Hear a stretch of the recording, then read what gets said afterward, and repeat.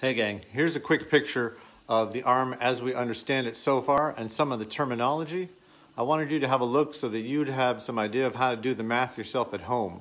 The reason I'm asking is that we're having a challenge now. We want to know how much torque we need to put in these three motors to drive these three gears and hold this weight out here. Now this is going to be 800 millimeters of reach from J4 through the elbow and out to this point right here when the arm is completely stretched out like this. Okay? Now I'll post a picture of this again after so you can peruse it out without me going like in the earthquake. We figure these three motors are going to be offset this way and they're going to be around the pipe like this. I don't know how far away they should be. I'm trying to get them as close as possible, right? And that means that this gear and this gear are the same size. Preferably all six of them are the same.